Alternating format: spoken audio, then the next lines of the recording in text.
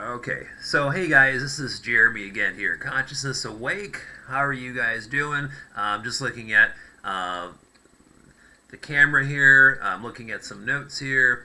I've got a couple questions here written down from comments from people in the community.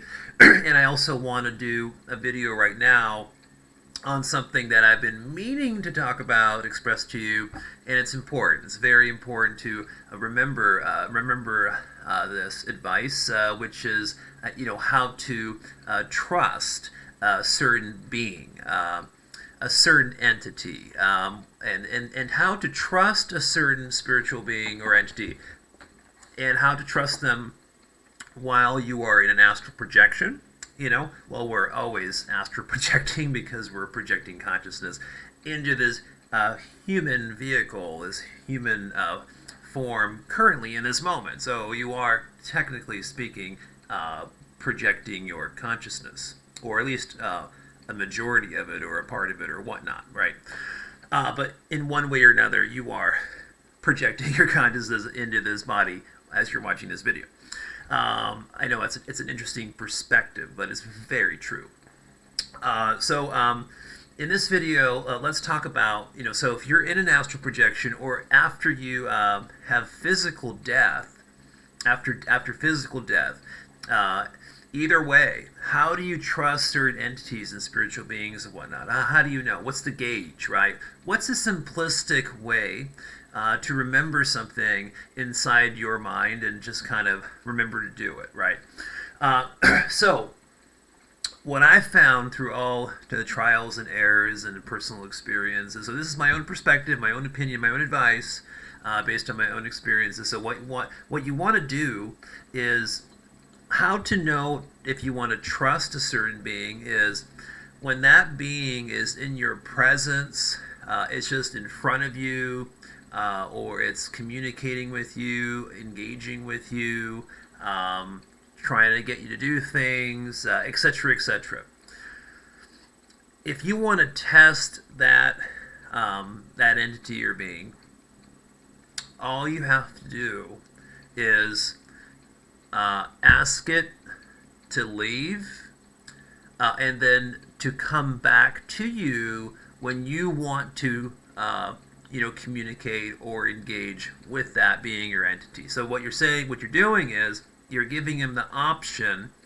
You're saying, I don't want to engage at this moment, but if you can leave, and then just come back maybe at a more appropriate time, to where when I want to engage or communicate with you, I can call on you, right? And then you ask them what their name is, right? So this other being or entity is, listening to what you're saying, and you're telling it to leave, and then just come back whenever you call upon its a call upon its name, right? So if it leaves, right? If the being or entity just leaves and obeys you and goes along with it, then you can trust it. You can trust that being or entity, no matter what it is, no matter what form it's in, right? If that entity or being doesn't want to leave, and it gives you a multitude of reasons to why it needs to stay or be with you, or it's helping you, or it's protecting you, and it has to be with you all the time. It has to hitchhike, it has to be, you're riding on your head or your back or whatever all the time. And it doesn't want to go. It doesn't want to obey or listen to you. So most likely scenario is it's feeding off of you in some way, energetically, or through your fears or fear energy or whatever it may be going on. So you can't trust that, right? So how you can't. So if you tell something with your own free will, hey, I don't want to engage with you at this time, but what's your name? And let me call out to you and connect with you when it's a better time or whatnot, right? And again, if they go and they give you their name, and then they wait to be called upon. Like that's a very good sign. So you can trust those beings. All right. So I just wanted to kind of touch on that particular topic because I think I've forgotten to mention it a few times in previous videos. And so the other thing too, questions more about shape shifting. All right. Are there other types of shape-shifting? I was talking about a few different types or aspects of shape-shifting in my last video yesterday. And yeah, there's another one that comes to mind too, as I was looking at your question, question in my email. So the other form is just shape-shifting while you are in an out-of-body experience, or while you are astral projecting. You're in your astral body, and through your intention, willpower, and all those types of things. I mean, you're more or less of a mental kind of plane, so you can manifest things a lot more easily through your thought. So you can turn yourself into a dragonfly, an ant, a bee, whatever, a wasp. I mean, you can turn yourself into whatever you want, a bird. And the other thing that actually kind of ties in, it ties into,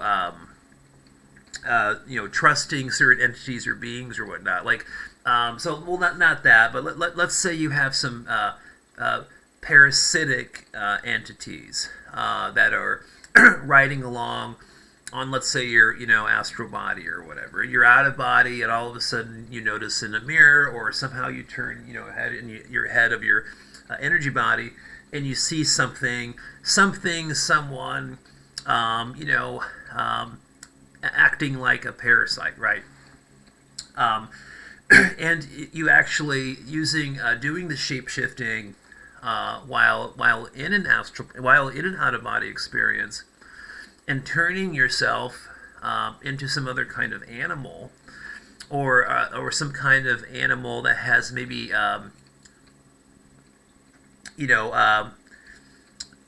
certain type of body or whatnot that would make it difficult for that parasite to be still attached to you. So what happens is, let's say you are in an out-of-body experience, you're astral projection, you're in astral body, you notice there's a parasite that's behind you, like on your back of your head or on your neck, right? And then what I have done accidentally a few times is I have shape-shifted my astral body into like a tree or a rock or an animal, a bird, all of those experiences were very, just really short, just temporary things, and I just kind of got a taste for it. And I was like, oh, whoa, you can do that too. I just kind of stumbled upon it accidentally.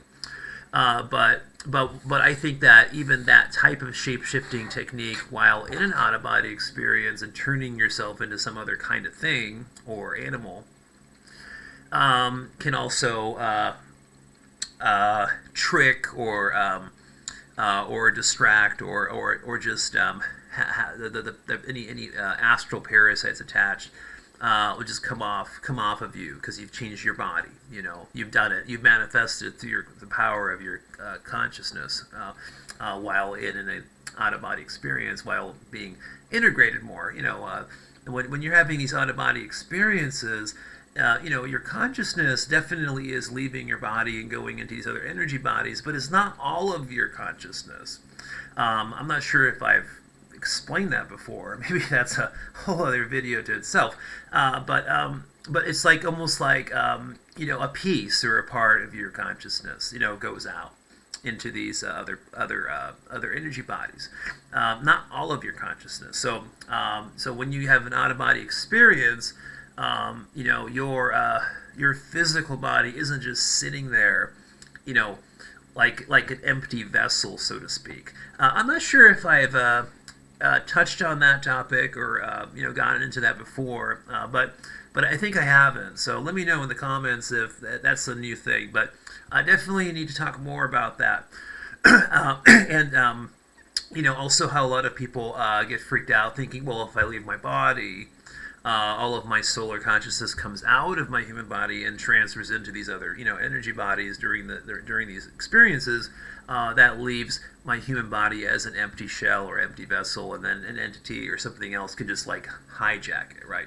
Now, we should actually talk more about that. But I've already, wow, look at that, 10 minutes. See that? I wanted to do a shorter video for you guys today, and I failed. Oh my. All right, anyways, next time. All right, you guys have a wonderful day. Peace.